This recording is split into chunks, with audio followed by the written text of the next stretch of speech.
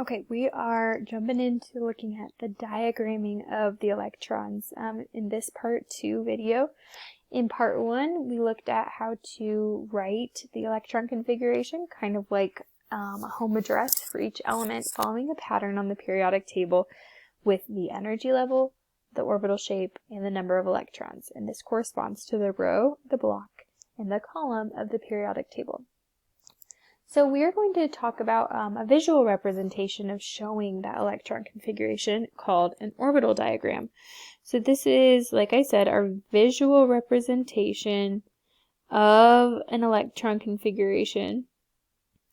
And it has a different number of slots or orbitals to fill in our electrons as we draw it. Visual representation of the electron configuration. Remember, we talked about in the electron configuration we have a certain number of electrons.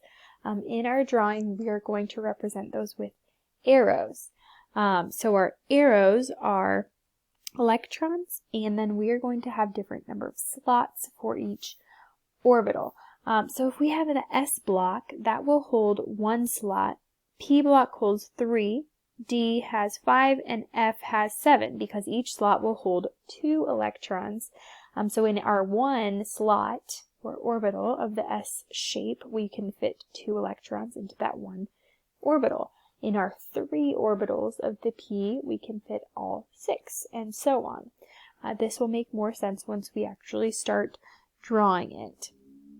But when we fill up our orbitals, we are going to have to follow 3 rules: the Aufbau principle, Hund's rule, and the Pauli exclusion principle. As electrons fill in the orbitals, they want to be in the lowest possible energy. And so to do this, first they will follow the Aufbau principle, which says they will start filling electrons with the lowest level of energy. So electrons, I'm going to put E with a little negative sign to represent electrons. They will first fill lowest energy orbitals, and then they'll build up. Aufbau actually means building up in German. So they will build up from the lowest energy levels, orbital levels first. Then Hund's rule says that electrons will first fill in empty orbitals before pairing up. I like to think of an analogy with a school bus. If we represent electrons and we're going to go sit in the bus seats, generally people will sit in their own seat before they are forced to sit with a stranger. And that's kind of the idea behind Hund's rule. They'll fill empty orbitals before pairing. And that's just because it makes it a lower energy situation when they're filling their own empty orbitals. And lastly, the last rule is Pauli exclusion principle, that if electrons are forced to pair up, they'll spin oppositely. Electrons will spin opposite if paired. Okay, so there's our 3 rules. And again, this will make more sense when we actually start drawing it. I'm going to make a quick note here of our orbital spaces for each shape. S has 1 slot, P has 3 slots, D has 5 slots, and F has 7 slots, because each slot holds 2 electrons, and then that will match our number of electrons that we have already listed here. So let's practice this for nitrogen, okay?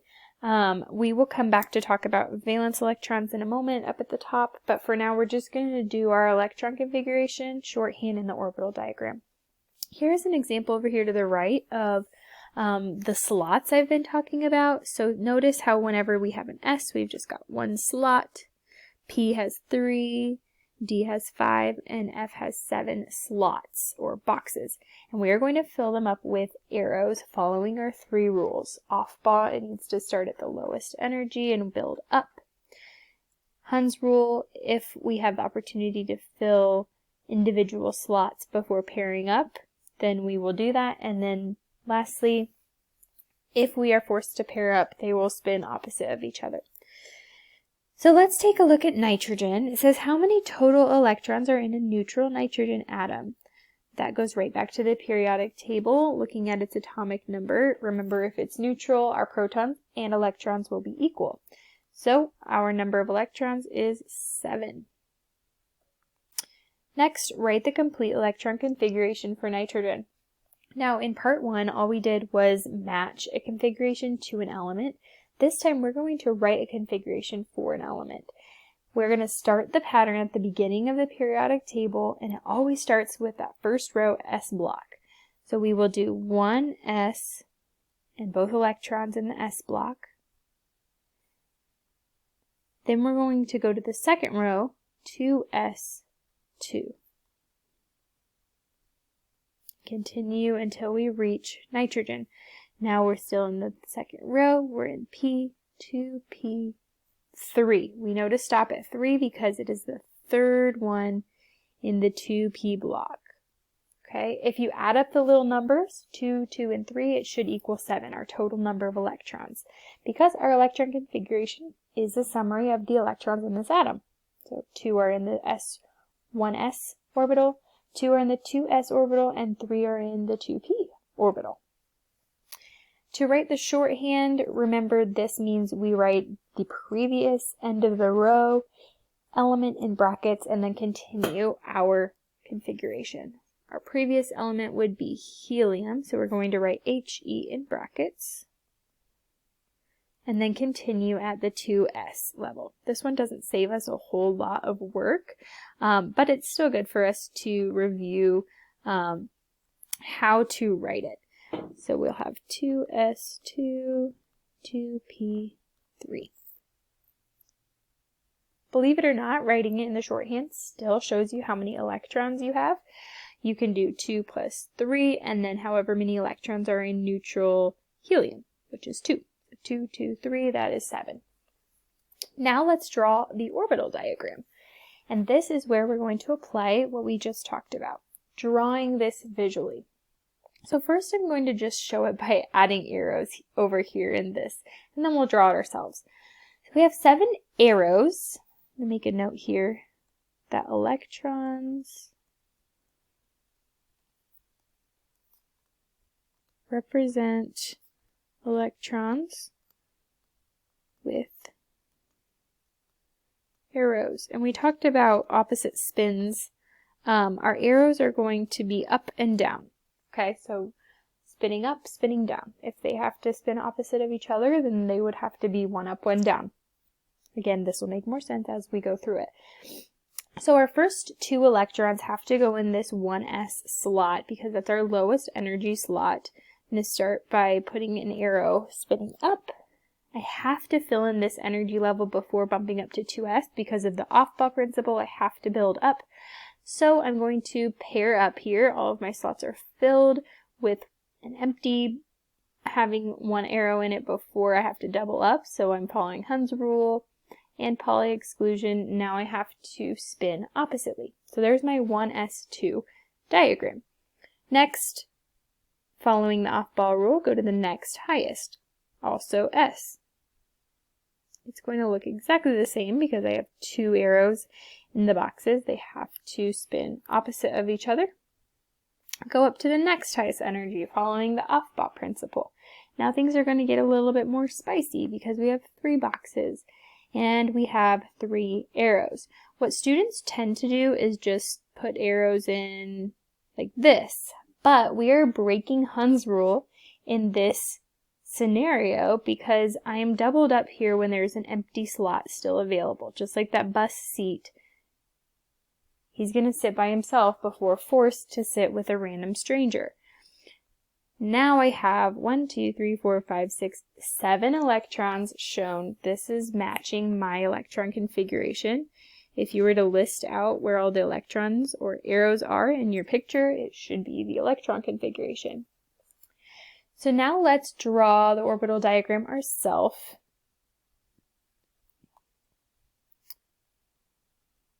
I usually just draw lines to show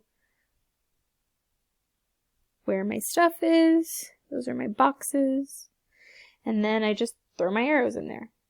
Move this over a little bit. Okay. Or you could even draw them sideways from one another if that's easier to draw it and say we're increasing energy this way. Okay. And now we'll put our arrows in. You can either draw them with both heads of the arrow or do like a half arrow. Sometimes people do like this just to make it quicker to draw. You can see it written either way. And then my 3 in the P level. So there's me drawing it. Things that you need to make sure as you draw it yourself that you're showing where the energy is increasing, so that we're following the Aufbau principle, and that you're drawing your arrows, providing the correct number of slots for each shape. Okay. So this would be how you would draw the orbital diagram for nitrogen. We're going to chat really quickly here about valence electrons. And valence electrons are important because they are the highest energy level electrons, or the outermost energy level electrons of an atom, and they participate in chemical reactions through 2 different types of bonding, ionic and covalent bonding, and they'll follow what's called the octet rule to become stable. And the octet rule states that they have 8 valence electrons when they are stable. So atoms will gain, lose, or share electrons to follow that rule of having 8 valence electrons. So let's apply this to nitrogen after we put these into our vocabulary chart. These valence electrons are electrons located in the highest or outermost energy level. We said they are the ones that react. And the octet rule states that atoms are most stable